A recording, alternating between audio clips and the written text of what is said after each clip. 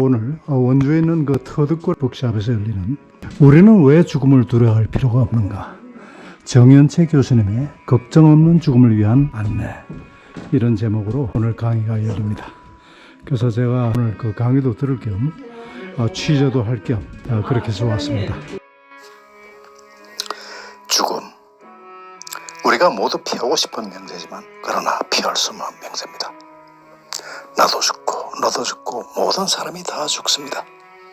인류의 역사가 그것을 증명해 왔습니다. 그럼에도 불구하고 우리는 죽음에 대해서 잘 알지 못합니다. 과연 죽음이란 무엇인가? 단절인가? 또는 새로운 세계로의 연결인가? 오늘 이 무겁고도 엄중한 명제에 대해서 서울대 명예교수 정현채 교수님의 얘기를 들어봅니다. 모든 분들께 죽음에 대한 새로운 시각과 큰 감동을 줄 수 있을 것으로 확신합니다. 여러분들의 이해를 돕기 위해서 정현채 교수님에 대한 설명을 잠깐 드리겠습니다. 서울대학교 내과학 교실에서 위장관 질환에 대한 교육 연구와 진료를 했습니다. 또한 한국죽음학회 이사및 한국인의 웰다잉 가이드라인 제정위원을 맡았습니다. 2012년 9월부터 춘천 한림대학교의 생사학 예측회 연구단 연구원으로 활동하고 있습니다. 의사로서의 임무 다음으로 해야 할 일은 죽음을 제대로 직면하고 사회에서 좋은 죽음을 맞이할 수 있도록 보다 많은 사람들에게 전하는 일이라고 생각하고 있습니다. 저서로는 한국인의 웰다잉 가이드라인, 삶과 죽음의 인문학, 예술 속의 의학, 죽음 맞이, 의사들 죽음을 말하다가 있으며 논문으로 의료인에 대한 죽음 교육으로서의 영화의 활용이 있습니다. 함께 하시겠습니다.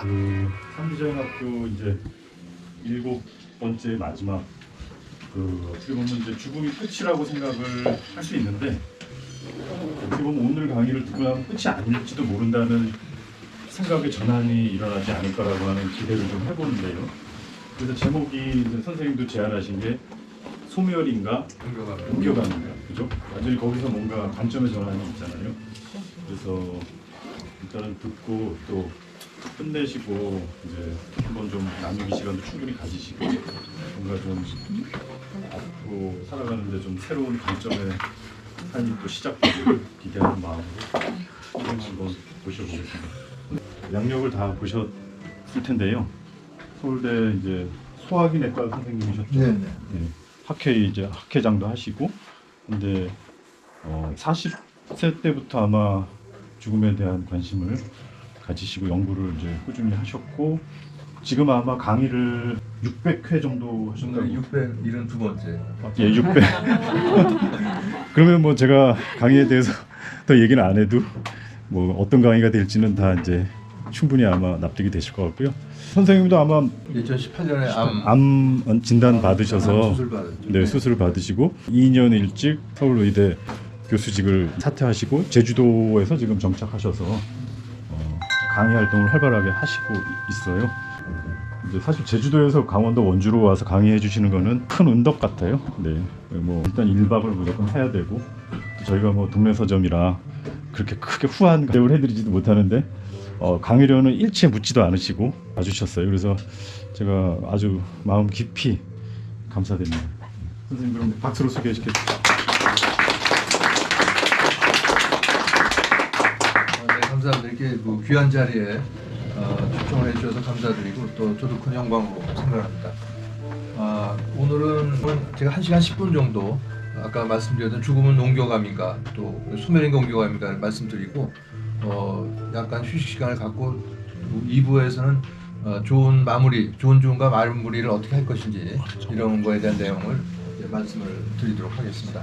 오늘 아마 그 질문 시간도 충분히 있으니까 궁금한 건 다 질문하셔도 되겠고, 또 하나는 보시다가 저건 좀 사진을 찍어놨다가 나중에 복습을 해야겠다 이런 부분이 있으면 얼마든지 스마트폰으로 찍으셔도 되니까 많이 활용하시기 바랍니다. 그럼 이 그림은 이 아래쪽이 6시 방향이 이제 우리의 출생이 되고, 제일 위에 수명을 다해서 육신을 벗어나기까지 사실은 매일매일 온갖 죽음의 원인과 맞부닥치게 됩니다. 우리나라 질병통계청자에 의하면 1위가 암으로 되어 있고요, 사망 원인. 2위, 3, 4위까지가 다 질병이고 자살이 5위로 되어 있습니다. 그밖에 또 뭐 잘 아시는 얼마 전에 있던 사고 또 테러 전쟁 등등으로 인해서 사실은 우리가 인식을 잘 못하며 살고 있지 매일매일 죽음의 원인과 맞부닥치며 살게 되는 거죠. 그래서 인도의 불교학자는 그대는 죽음의 갖가지 원인들 속에서 살고 있나니 마치 바람 앞에 등불과 같도다. 우리의 삶이라는 게 사실은 풍전등과 같다 이런 말을 했는데 곰곰이 생각해보면 다 정말 맞는 말이죠. 그러나 그렇다고 해서 매일매일 죽음의 불안 속에서 살 수 없는 거고 죽음의 공포를 극복할 수 있는 일이 없겠는가. 이게 아마 죽음의 실체를 우리가 알아봄으로써 가능하다고 봅니다. 이건 이제 5년 전에 일가심이었던 기사입니다. 죽음은 옹교감에 불과 존중받으며 가고 싶다 이런 제목이었고 부제목이 웰다잉을 실천한 그들의 마지막 순간 이렇게 돼 있으면서 우리나라 국민들이 친숙한 김수환, 추기경, 법정스님, 박경리 소설가 이런 유명한 분들의 마지막을 조명을 하고 있습니다. 근데 이 기사를 아무리 읽어봐도 죽음이 왜 옹교감인지에 대한 설명은 전혀 나와 있지가 않습니다. 심장이 뛰질 않고 숨을 안 쉬고 또 동공반사 소실되면은 그 순간부터 육체는 부패해서 썩고 소멸하는 게 맞는 건데 왜 옹교감이라고 했는지 이걸 같이 생각해보는 시간 이렇게 정리하면서 들어주셔도 좋겠습니다. 또 한편 그 머리에 떠올리기 좋은 걸로는 벽인지 문인지 바꿔서 생각을 해도 되겠죠. 벽이라고 하는 게 여기 맞부닥치면 더 이상 갈 데가 없는 좀 소멸이 되겠고 문이라고 하는 건 이거 열고 딴 데로 가면 되니까 옹교감의 의미가 되겠습니다. 자, 그 삶과 죽음은 동전의 앞뒷면 같기 때문에 사실은 동전 한쪽만 봐서는 전체를 모르죠. 뒷면도 다 들여다 봐야지 동전 전체를 볼 수 있는 것과 마찬가지로 우리가 죽음에 대해서 잘 알고 지내야지 사실은 충만한 삶을 살 수가 있다. 이건 머리로는 잘 알고 있지만 주변에서 죽음을 자주 생각하고 살아가는 사람을 만나기는 쉽지가 않겠습니다. 10여 년 전에 일간심했던 기사입니다. 당시 모 대기업의 명예회장이 이분은 언론 재벌이었었는데요. 85세 나이로 이분이 죽음이 다가오니까 평소에 들지 않던 궁금증이 들었다고 합니다. 이게 너무나 궁금해서 비서들 또 가족들 병문안 온 사람이 있으면 붙들고 이걸 물어봤다고 하는데 이분이 만족할 만한 대답을 얻고 세상을 떠났는지에 대해서는 후속 기사가 없어서 알 수가 없지만 제가 추측해 보기에는 이분이 평소 재산만 관리할 게 아니라 책도 좀 읽어보고 모임이나 이런 데 가서 강의도 좀 듣고 하면서 미리 관심 가졌었더라면 하고 후회하지 않았을까 제 나름대로 추측을 해본 바가 있습니다. 로마의 철학자 키케로는 지혜로운 사람에게 삶 전체가 죽음에 대한 준비다 이런 말을 남기도 했습니다. 자, 또 많은 분들이 뭐 신앙 가지면 되는 거 아니야? 뭐 이렇게 어렵게 생각하냐? 이렇게 얘기하신 분도 있는데 이 실제 사례를 보면 꼭 그렇지 않을 수도 있겠다 이런 거를 알려주고 있습니다. 영국의 유명한 장의사인 엘빈 다이어가 쓴 책에 소개된 사례인데 이분은 아버지도 장의사, 아들 둘도 장의사인 내리 장의사 집안인데 목회 활동 오래 한 신부님이 간암으로 입원을 했습니다. 근데 병상 위중해서 임종할 때 가까우니까 이 장의사가 병만을 가지고 그랬더니 신부님이 죽음이 두렵다는 얘기를 했다는 거죠. 그래서 이 장의사가 아니 신부님 하느님 믿으신 분인데 믿음이 어디로 갔습니까? 했더니 이 신부님이 미지 세계로 들어가는 것만큼 두려운 것은 없다 이렇게 대답을 했다고 합니다.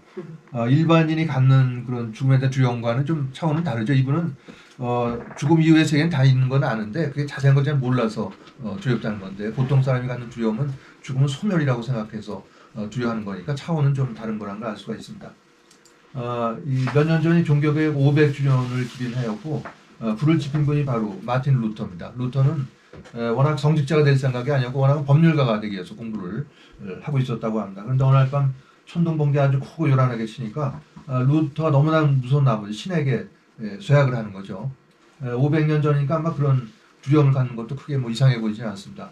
그래서 오늘 밤 날 살려주면 반드시 신을 섬기는 사제가 되겠다. 이렇게 서약을 했는데 무사히 날이 밝자 아버지의 반대를 무릅쓰고 집을 나와서 수도원에 들어가서 신부가 됩니다. 그러나 오늘날 천둥번개 아무리 크고 무섭게 치더라도 이걸 하늘이나 신의 노염으로 생각하는 현대인 아무도 없습니다. 그냥 자연현상이고 더 이상 두려움의 대상이 아닌 것과 마찬가지로 우리가 죽음에 대해서 잘 모를 때는 두려움과 불안 또 공포감을 크게 느끼겠지만 인간의 죽어감이나 죽음 더 나아가서 그 후에 대해서 어느 정도 파악하게 되면 그런 두려움에서 벗어날 수 있는 것과 같은 이치다 이렇게 비유를 해볼 수가 있겠습니다. 자, 죽음은 다 이렇게 듣는 것도 싫어하고 보는 거 입 밖에 내기도 싫어하기 때문에 누가 대화 중에 죽음이라는 단어를 꺼내면은 재수없는 얘기한다고 면박 죽는 걸 아마 경험을 해보셨을 겁니다. 이 5년 전에 경부고속도로에서 일어났던 사건인데 아마 5년 전뿐만이 아니라 지금 이 순간에도 이런 사건은 계속 일어나고 있을 수가 있습니다. 당시 고속도로를 얌전하게 운전하고 가던 어떤 중년 운전자 부부의 차를 뒤에서 졸음운전하던 기사가 몰던 버스가 차를 덮치는 바람에 운전자 부부가 즉사했다는 기사였는데 차가 이 모양으로 울어들었으니까 아마 살아나기는 어려웠을 겁니다. 그래서 이런 걸 보면 저런 일이 나한테도 일어날 수가 있겠고 다만 그게 5년 내일 일어날지 아니면 10년 뒤나 6개월 뒤에 일어날지 모른다는 이 죽음의 예측 불허성을 나타내주는 그런 사건이라고도 볼 수가 있겠습니다. 상황이 이럴진데 죽음이 언제 닥칠지 모르니까 사실은 건강할 때 시간 여유가 있을 때 유언장을 쓰고 사전 연명의향서 이런 거 작성을 해봐야 되는데 건강할 때 이런 거 얘기는 아주 싫어하죠. 재수없는 얘기 하신다고. 그만큼 평소 죽음에 대해서 무관심하고 부정, 디나이얼하고 외면 혐오의 감정이 짙기 때문에 이런 반응을 보이는데 그러다가 본인이 더 나아가서 말기암 진단을 받게 되면은 이런 얘기 못 꺼내는 거죠. 암 진단 받는 사람한테 뭐 유언장 얘기 꺼내면 나보고 지금 죽으라는 얘기냐 이런 격한 반응이 돌아오니까 정말 필요한 얘기를 하지 못하게 됩니다. 그래서 어느 종교학자는 우리나라 사람 대부분이 죽음에 대해서 평소 완전히 방치가 돼 있다가 죽음이 닥치면 벌렁 낮아빠진다 이런 말을 하는데 대단히 적절한 비유라고 생각을 해봅니다. 죽음을 바라보는 사회적 시각이 어떻게 변화했는가를 보여주는 슬라이드인데요. 1951년이면은 70년 전이죠. 미국의 사진작가 유진 스미스가 찍은 장례식 전야라는 작품입니다. 이거 연출한 게 아니고 있는 그대로 찍었는데 스페인에서 한 마을 노인이 가족과 지인들 또 마을 사람들이 지켜보는 가운데 임종을 맞고 있는 장면을 보여주고 있습니다. 대부분 집에서 죽음을 맞이했고 또 죽음이 일상사에 포함되어 있었고 경우에 따라서는 태어난 자리에서 또 죽음을 맞기도 했으니까 또 손자, 손녀, 할아버지, 할머니 돌아가신 건 다 봤기 때문에 가족 구성원이 마지막 삶을 보살피는 분위기였다 이렇게 요약을 할 수가 있겠습니다. 그러다가 최근 들어서는 이 말기암 환자가 호흡이 불안정해지고 의식이 나빠지면 이렇게 중환자실에 들어갑니다. 기도사건 안에서 인공호흡 연결하고 가족과는 격리돼서 새벽 2시쯤 혼자 그냥 세상 떠나는 게 아직도 많은 현대인들의 임종의 모습이라고 할 수가 있겠고 이렇게 된 데는 20세기 들어오면서 과학이 발달하고 생명 연장 의료 기술이 발전하게 되는데 그 많은 원인이 있다는 것은 상당히 역설적이다 이렇게 얘기를 드릴 수가 있겠습니다. 이런 사회적 시각이 변화함과 맞물려서 의료진도 죽음을 삶을 마무리하는 하나의 과정으로 보면 좋은데 그게 아니고 치료의 실패나 의료의 패배로 보는 경향이 짙어지게 됐기 때문에 자기가 이 패배자가 되지 않기 위해서 이 살 날이 얼마 안 남은 말기암 환자에게까지 끝까지 항암 치료를 고집한다든가 이런 일들이 아직도 비일비재하게 일어난다고 볼 수가 있습니다. 자, 인류에게 집단 무의식의 개념을 알려준 스위스의 정신과에 있었던 칼 구스타브 융은 잘 아시는 대로 프로이드와 더불어서 정신의학계 양대 산맥이라고 할 수가 있겠는데 융은 그 수제자였던 폰 프란스 여사의 보통에서 이렇게 얘기합니다. 죽음은 사라지는 게 아니고 이 뭔가 알 수 없는 세계로 가는 것이다 이런 말을 남겼는데 이 부분이 이런 얘기를 했던 거는 죽어가는 삶의 꿈을 집중적으로 분석을 해서 이런 결론에 도달했던 것이죠. 융도 생전에 썼던 편지에서 보면 이런 말을 남겼습니다. 죽음의 저편에서 일어나는 일은 말할 수 없이 위대하기 때문에 우리의 보통 상상이나 감정이 제대로 파악하기조차 어렵다 이런 말을 남기기도 했습니다. 이런 얘기를 의료 현장에서 했던 거는 퀴블러 로스 박사인데요. 이분은 스위스에서 태어나서 미국에서 활동했던 정신과 의사입니다.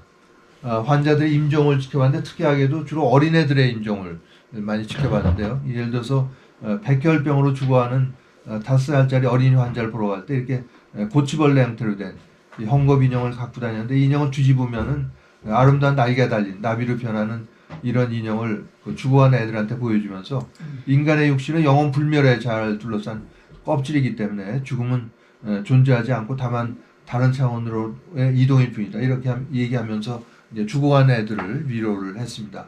이 고치벌레로 표현된 게 바로 인간의 병들고 낡은 육신이 되겠고 이 아름다운 날개 달린 나비가 바로 여러 가지로 부를 수가 있겠죠. 영혼, 또 의식체, 영어로는 스피릿, 소울 등등 부를 수가 있겠는데 이게 완전히 분리돼서 이제 헐헐 날아가 버리는 게 우리가 얘기하는 죽음이 되겠고 불완전하게 분리됐다가 다시 돌아가는 게 이제 소개해드릴 근사 체험이 되겠습니다. 이런 정신의학자들의 견해에 의하면 죽음은 꽉 막힌 벽이 아니라 열린 문으로서 다음 차원으로 이동이다 이렇게 볼 수 있는 죽음관이 있겠습니다. 수천 년 동안 죽음 또 그 후를 궁금해온 인류에게 뭐 다는 아니어도 담벼락에 난 구멍을 통해서 안을 조금이라도 좀 들여다볼 수 있게 해준 게 이제 오늘 소개해드릴 근사체험, 죽음과 관련해서 일어나는 중요한 영적인 현상이 되겠습니다. 영어로는 Near Death Experience라고 하고 ND라는 약자를 쓰면 관련된 논문들을 이제 찾아볼 수가 있는데 최근에 니어짤 빼버리 그냥 죽음의 체험 이렇게 부르기도 합니다. 이거는 이제 심장이 멎었다가 멎었을 경우 요즘은 다 심폐소생술 같은 걸 이제 받게 되는데 이걸로 다시 살아나서 의식이 없었을 동안 겪은 체험 이렇게 정의를 합니다. 다시 살아나는 사람의 전부가 하는 건 아니고 일부가 하게 됐죠. 일부가 10 내지 15% 정도가 됩니다. 이 15%면은 죽었다 다시 살아나는 사람 4명에 1명꼴이니까 꽤 많은 숫자고 이제는 전 세계적으로 수천 건 그 이상의 많은 사례가 실제로 데이터가 축적이 되어 있습니다. 체외 이탈 이런 체험도 중요한 요소 중에 하나가 되겠고 서구에서는 대강 1970년대, 60년대부터 여기에 대한 본격적인 학술 연구가 진행이 되어 왔습니다. 여기 오늘 참석하신 분들에게 뇌가 의식이냐 이런 질문을 던지면 아마 다 예라고 대답을 하실 겁니다. 저도 아마 20년 전이면 똑같이 대답을 했을 텐데 왜냐하면 심장이 멎으면 이어서 뇌로 피가 돌지 않으니까 10 내지 20초 후부터는 뇌파가 기록이 되지 않습니다. 뇌 활동이 없는 거죠. 현대 과학이나 의학의 입장은 의식은 뇌가 만들어낸다 이런 입장을 갖고 있기 때문에 뇌파가 없을 때 뭐 체험, 뭘 보고 듣고 하는 체험이나 기억 이런 건 있을 수가 없다는 게 과학 근본주의 또 환원주의 입장이 되겠습니다. 그러나 이 근사체험을 보면 심장이 멎고 이어서 좀 있다가 바로 뇌 활동이 없어지는 이때 주인공이 무언가를 보고 듣고 하는 체험 또 거기에 대한 기억을 얘기하고 있기 때문에 우리의 의식이라고 하는 게 뇌에 무관할 수도 있겠다. 이걸 증명하는 체험적인 증거다 이렇게 얘기를 드릴 수가 있습니다. 몇 년 전 영국 BBC 방송에서 시작한 근사체험에 관한 다큐멘터리 중에 짧은 5분 정도를 발췌했습니다. 제목이 내가 죽던 날로 되어 있는데 주인공 선천성 시각장애입니다. 태어날 때부터 뭘 본 적이 없는 시각장애도 이제 중증도가 여러 개 있어서 경우에 따라서는 물체의 희미한 윤곽은 볼 수 있다라든가 또 명암은 구별할 수 있다 이 정도도 있지만 이분은 전혀 볼 수가 없는 완전한 맹인 수준의 이런 장애인인데 이분이 20살 무렵에 심각한 부상을 입고 응급실에서 치료를 받다가 심장이 멎으면서 심폐소생술을 받게 되는데 그때 몸 밖으로 빠져나와서 자기의 결혼 반지, 헤어스타일 이런 걸 보는 체험을 생전 처음 하게 됩니다. 같이 한번 보시기로 하죠. I've never seen anything, no light, no shadows, no nothing. A lot of people ask if I see black. No, I do not see black. I do not see anything at all. And in my dreams, I don't see any visual impressions. It's just taste, touch, sound, and smell, but no visual impressions of anything. 베이티는 20대 초반에 차 사고로 심한 부상을 입었다.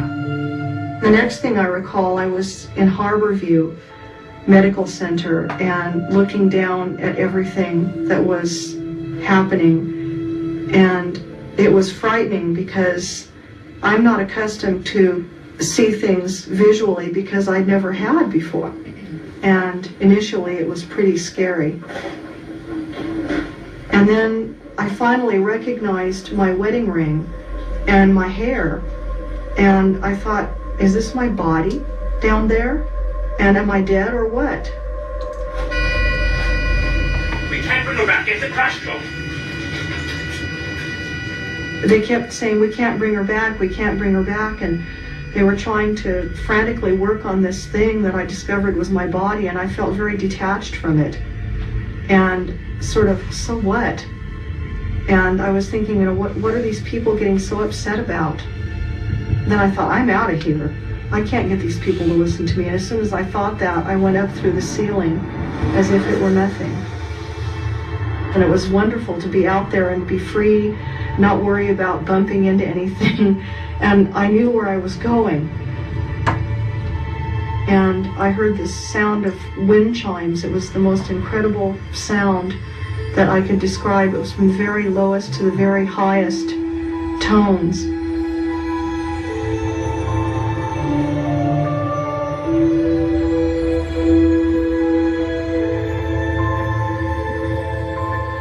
As I was approaching this area, there were trees and there were birds and quite a few people, but they were all like made out of light. And I could see, and it was incredible, really beautiful. And I was overwhelmed by that experience because I couldn't really imagine what light was like. it's still a very emotional thing when I talk about this because there was a point at which I could bring forth any knowledge I wanted to have, and it was like this place was where all knowledge was. And then I was sent back, and then I went back into my body, and it was excruciatingly painful and very heavy, and I remember feeling very sick. 비키의 사례는 뇌가 시각적 정보를 제공하지 않아도 마음은 활동을 할 수 있다는 것을 보여주었다. 네, 근사 체험을 폄하하는 사람들은 이건 그냥 꿈이나 또 환각 착각 아니야 이렇게 얘기를 하는데, 이 시각 장애인 본인이 얘기하듯이 꿈을 꾸더라도 맛이라든가 이런 건 다 나오지만 시각적 이미지는 전혀 나오지 않는다고 하니까, 이분이 완전한 맹인인 이분이 태어나서 처음으로 이 근사 체험을 통해서 보게 된 자기 결혼 반지, 헤어스타일 이런 걸 꿈으로는 도저히 설명할 수가 없겠습니다.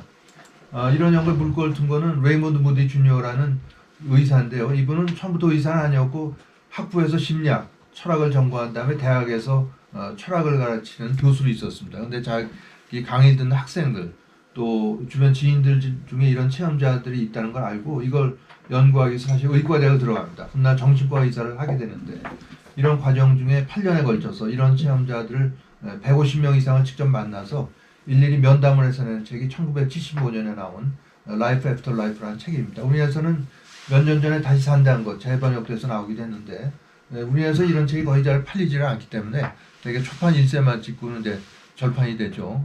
반면에 미국에서 이 책이 아직도 50년이 다 돼가는데 아직도 개정판이 나오고 그런 상황입니다.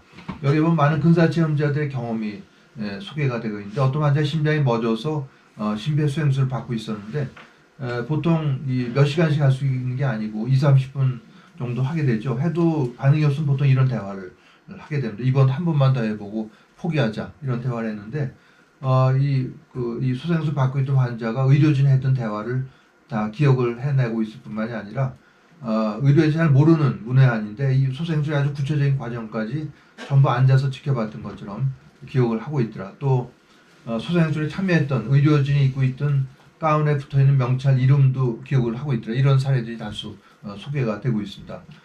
또 어떤 노인이 틀니를 하고 있으면 이제 틀니를 빼고 인공호흡 같은 이런 소생술을 하게 되는데, 이 노인이 소생술 받고 다시 살아나서는 내 틀니가 저 응급실 서랍 3번째 칸에 있으니까 갖다 달라 이런 얘기를 했다는 거죠. 그래서 이런 거는 의학이나 과학으로는 도저히 설명하기 어려운 현상 이렇게 얘기할 수가 있겠습니다.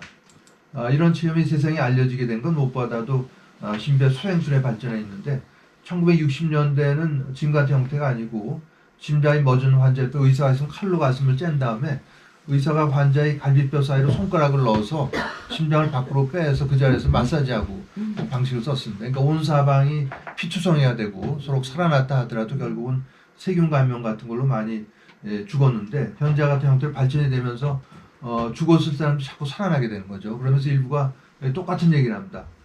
죽어 있는 동안 터널을 통과했고 밝은 빛을 보고 죽은 가족을 만나고, 살아있는 가족을 보는 법은 없고 한데 죽은 가족을 보게 됩니다. 그런데 이런 얘기를 병원에다 얘기하면은 되게 미친놈 소리 듣게 되고, 교회에다 얘기했다가 이 마귀나 사탄에 홀린 것 같다 이런 얘기를 듣기 때문에 자기의 체험을 어디에도 털어놓을 수가 없었던 거죠. 수십 년 동안 그냥 냉가슴 앓고 지내는 그런 체험자들이 많은데, 그런 이상해 보이는 얘기를 흘려버리지 않고 귀를 기울여 듣기 시작한 소수의 의사들이 앞에서 소개되었던 휘블러 로스나 레이먼드 무디 주니어 같은 정신과 의사를 필두로 해서 현재도 여전히 소수이긴 하지만 다양한 전공을 갖는 의사들이 이런 현상을 연구해서 의학의 한 분야로 발전을 시켜나가고 있습니다. 자, 란셋이라는 유명한 의학 학술지가 있는데요. 전 세계 107종 중에 상위 3위를 차지할 정도로 임팩트 팩터는 피인용 지수라고 합니다. 이건 뭐냐면 이 학술지에 게재된 논문이 전 세계 학자들에서 얼마나 많이 인용됐는가를 보여주는 객관적인 지표가 되겠습니다. 요즘에는 잘 아시는 것처럼 전 세계 대학도 등술맥입니다. 영국, 미국, 대한민국 1등부터 100등까지 등술맥이어서 줄을 세우는데, 그때 관련 그 평가 기준 중에 하나가 이 대학에서 발간된 논문의 임팩트 팩터 이런 것들이고, 또 교수 승진에도 중요하기 때문에 조금이라도 높은 데 내려고 혈안이 되죠. 이 1도 안 되는 0.몇 밖에 안 되는 국제 학술지도 굉장히 많습니다. 200이 넘는 이런 학술지에다가 이 발간 역사가 200년이 다 돼가니까 이런데 다 논문을 내려고 하기 때문에 경쟁이 굉장히 치열합니다. 아마 20편 정도 논문이 들어오면 한 편 정도 채택이 될 정도로 까다로운 심사와 어려운 질문 또 증거 제시 이런 거에 통과를 해야만 다 게이제 판정을 받을 수 있는 학술지다. 아마 과학 분야의 네이처 사이언스에 해당되는 학술지다 이렇게 얘기를 드릴 수가 있겠습니다. 여기에 2001년도에 신박동 정규 회생한 사람에서의 근사점 네덜란드에서 연구가 실리는데 10개 병원이 공동 연구를 했습니다. 조사해 봤더니 344명의 심장이 멎었다가 심폐 소형술 이런 걸 받고 살아난 사람을 찾을 수가 있었는데 18% 62명이 이런 체험을 했다고 보고를 하고 있습니다. 10가지로 나눴는데 체외 이탈하고 터널 통과하고 밝은 빛과 교신을 하고 이미 세상을 떠난 가족을 만나고 자신의 생을 회고하고 이런 체험들이 다양한 퍼센티지로 소개가 되고 있습니다.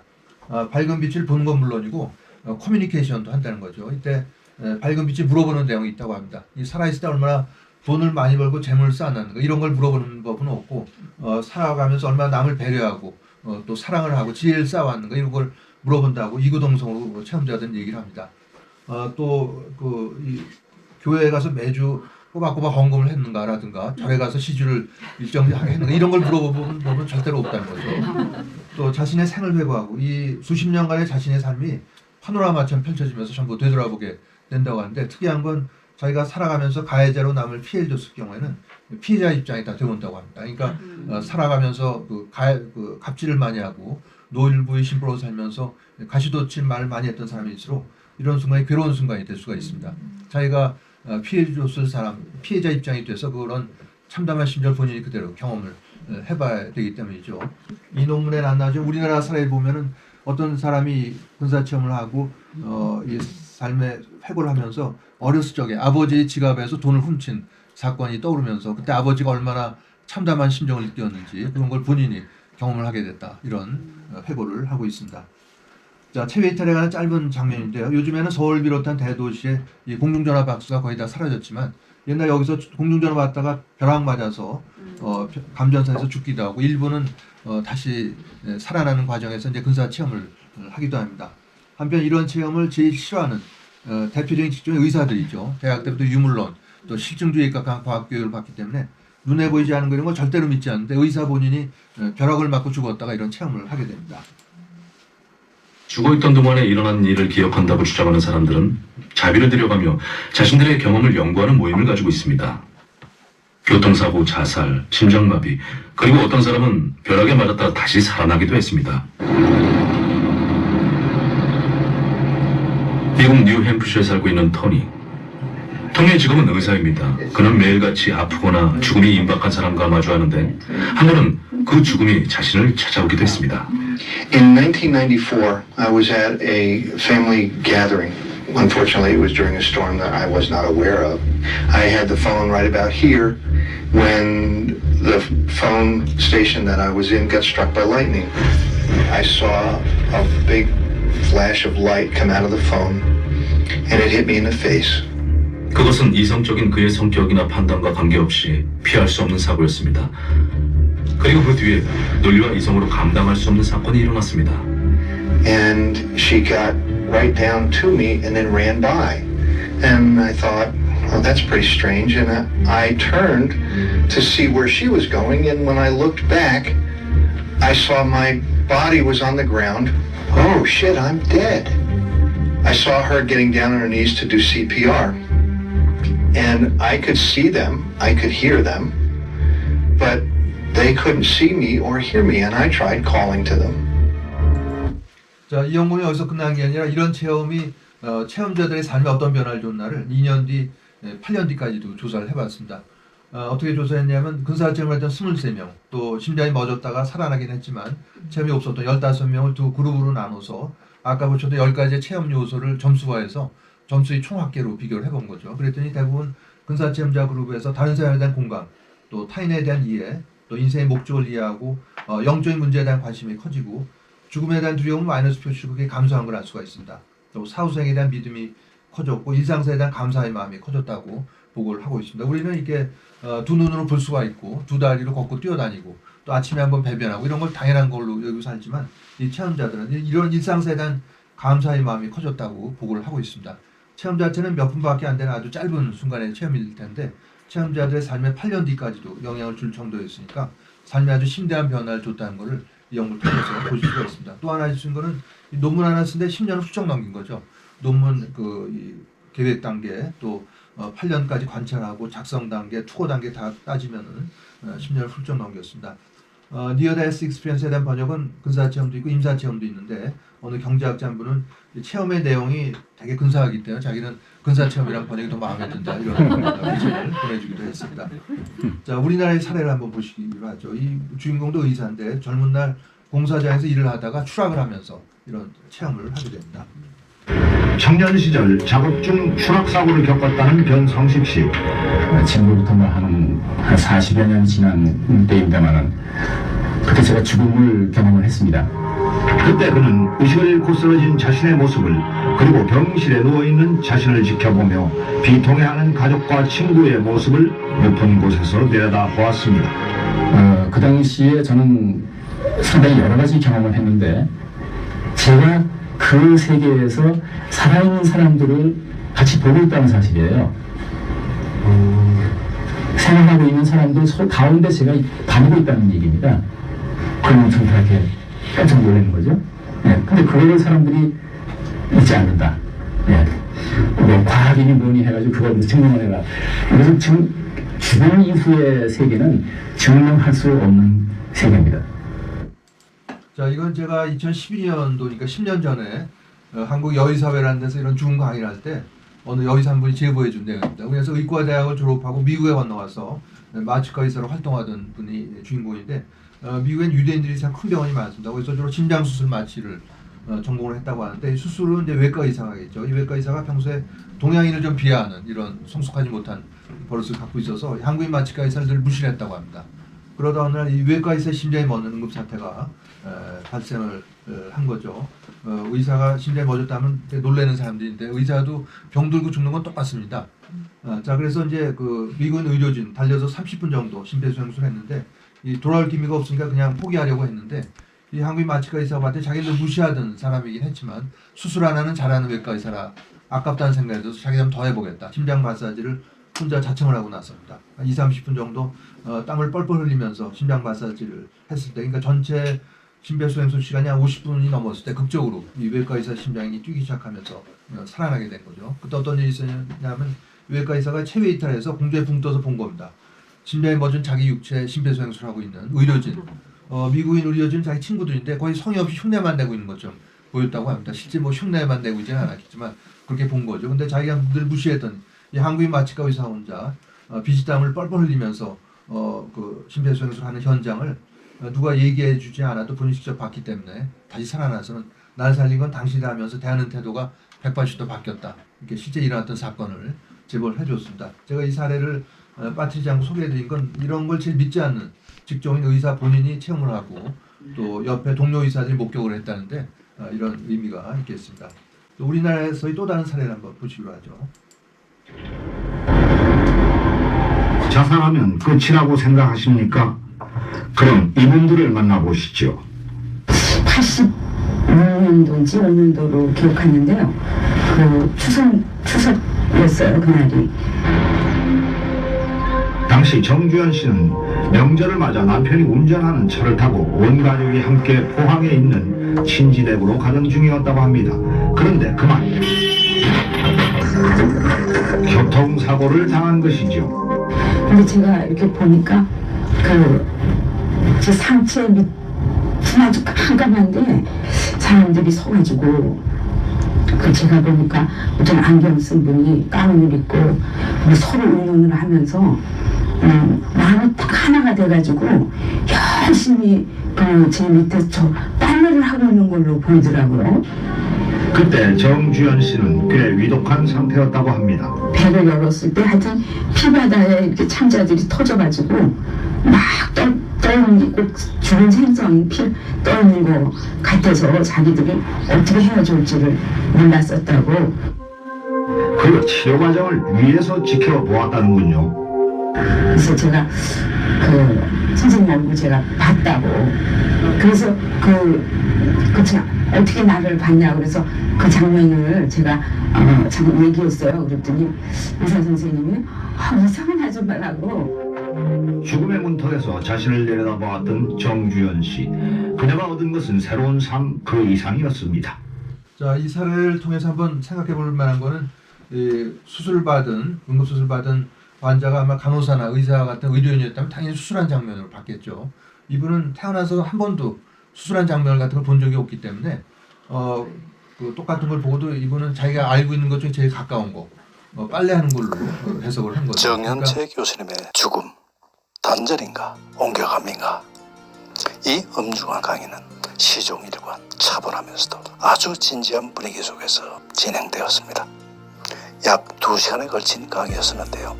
모두들 경청하고 때로는 눈물을 흘리기도 했습니다. 매우 감동적인 강의였습니다. 제2부로 이어지겠습니다. 권대국TV였습니다. 오늘도 행복한 하루 되십시오. 감사합니다.